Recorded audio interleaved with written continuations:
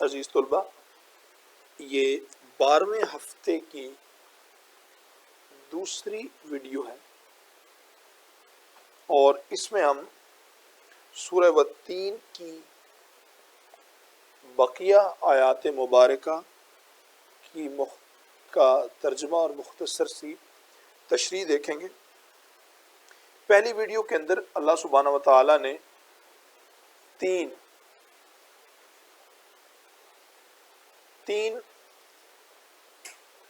قسمیں کھائی ہیں، انجیر کی، زیتون کی، طور سینا کی اور مکۃ المکرمہ کی، اور دعویٰ کیا ہے کہ ہم نے انسان کو ایسن صورت میں پیدا کیا ہے، مگر وقت کے گزرنے کے ساتھ انسان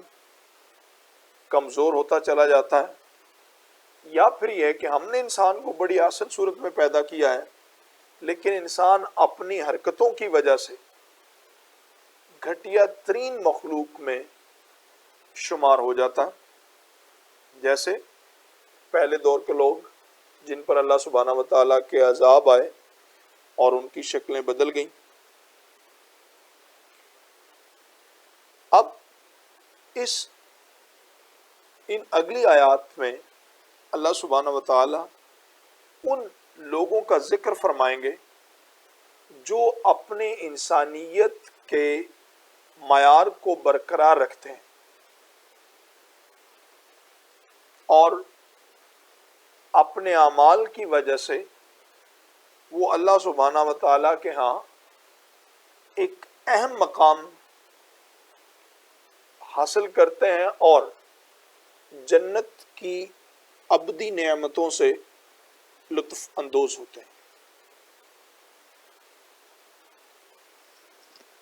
آئیے پڑھتے ہیں۔ اعوذ باللہ من الشیطان الرجیم، بسم اللہ الرحمن الرحیم۔ الا الذین آمنوا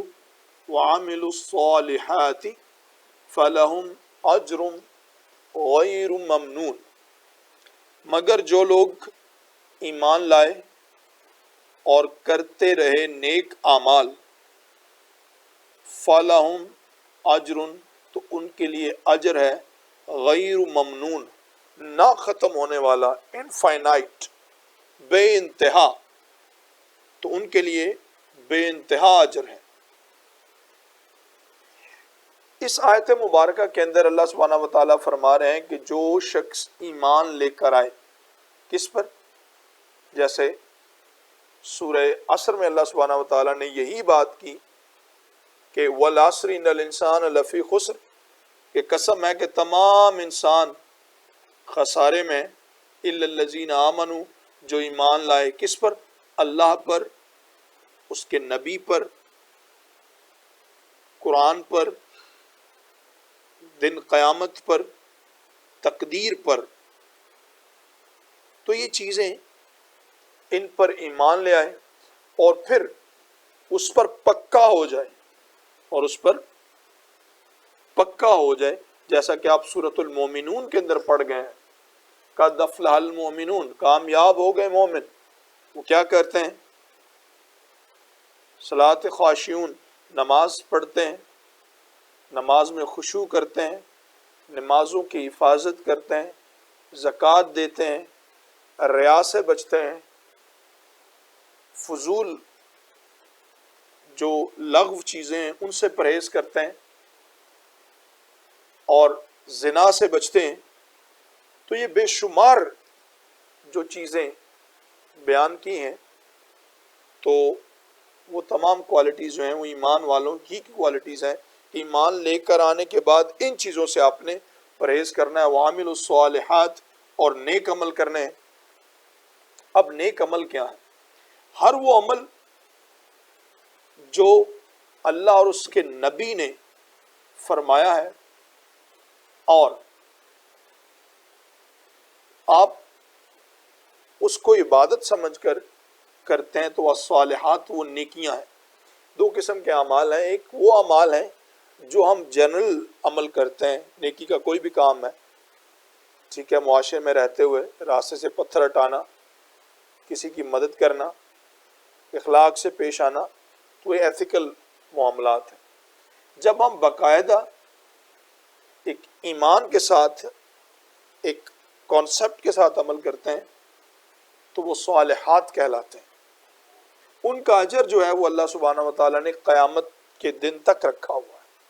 تو یہ بات بڑی باریک ہے، وہ یہ ہے کہ اگر کوئی شخص ایمان لے کر آئے اور پھر اس ایمان کے اوپر اس کے مطابق عمل کرے تو اللہ سبحانہ و تعالیٰ نے ان کے لیے اجر رکھے ہوئے ہیں۔ فَلَهُمْ أَجْرٌ غَيْرُ مَمْنُونَ، تو ان کے لیے بے انتہا اجر ہے،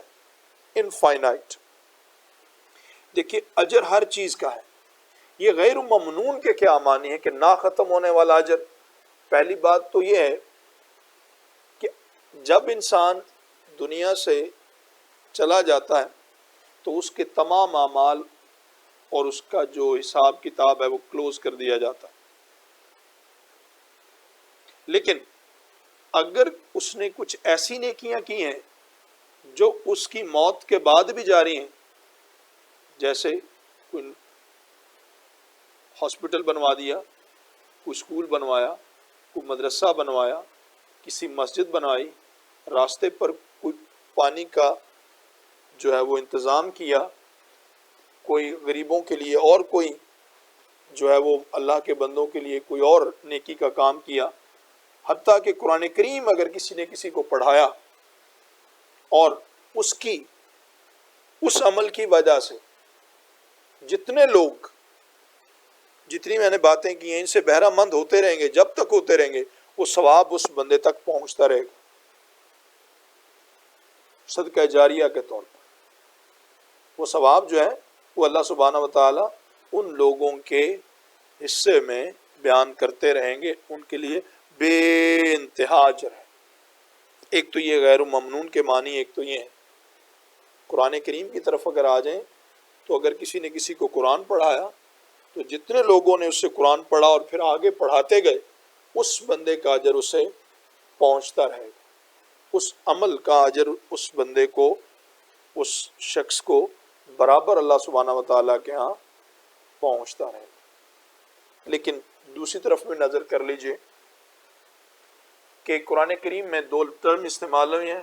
کا شجرۃ الخبیثہ، ٹھیک ہے، کہ جو بری گفتگو ہے، برا کلام ہے، برا عمل ہے، برا فعل ہے، اس کی مثال ایک برے درخت کی طرح ہے جو برا پھل لے کر آتا ہے۔ اور جس شخص نے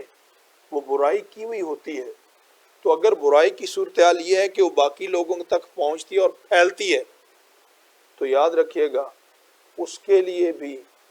عذاب لامحدود ہے۔ قیامت تک جتنے لوگ وہ عذاب گناہ کریں گے اس شخص کے کھاتے میں شمار ہوگا۔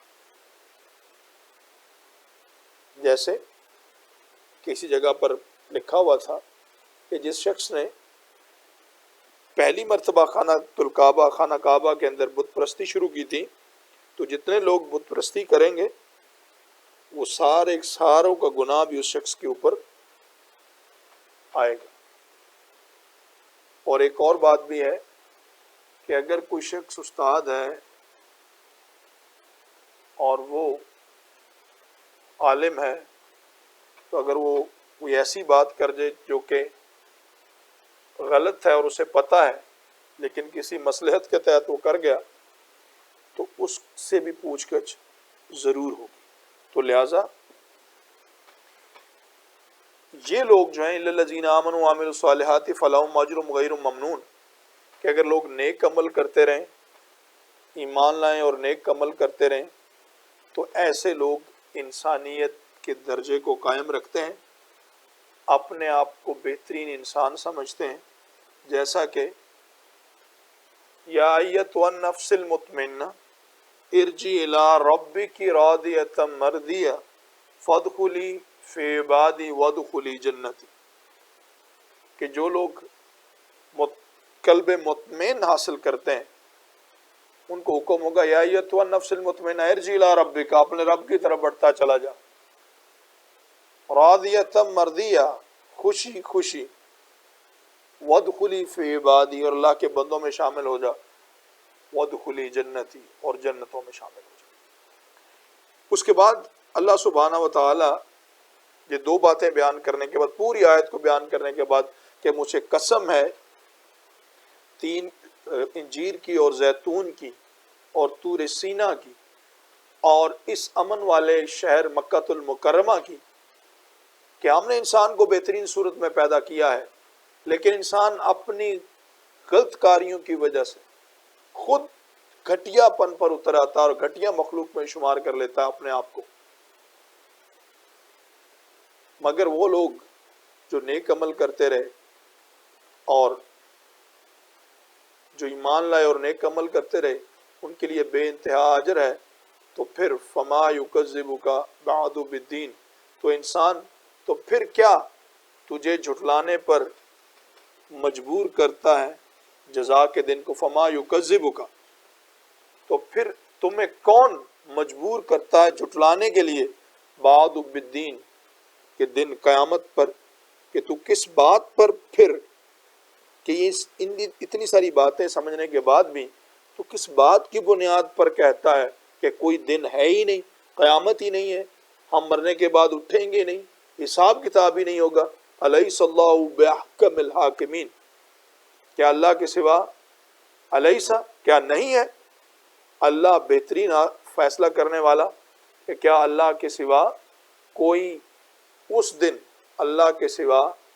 کوئی اور حاکم نہیں ہوگا، صرف اللہ ہی کی ذات جو ہے وہ بہترین فیصلہ کرنے والی ہے۔ جیسے کہ ایک اور آیت میں فرمایا وَالْأَمْرُ يَوْمَئِذٍ لِلَّهِ، اس دن صرف امر، حکم، حکومت، فیصلہ اللہ کا ہوگا۔ مَنْ ذَا الَّذِي يَشْفَعُ عِنْدَهُ إِلَّا بِإِذْنِهِ، کون ہے جو اللہ کے سامنے آئے اور سفارش کر سکے جب تک کہ وہ ذات نہ چاہے۔ تو اس تمام صورتحال میں سورہ تین و زیتون کے اندر اس کی شان نزول کے اندر بھی مختلف روایات موجود ہیں، تو لہٰذا وہ مزید تفاصیل انشاءاللہ کسی اور موقع پر عرض کر دی جائیں۔ جزاک اللہ۔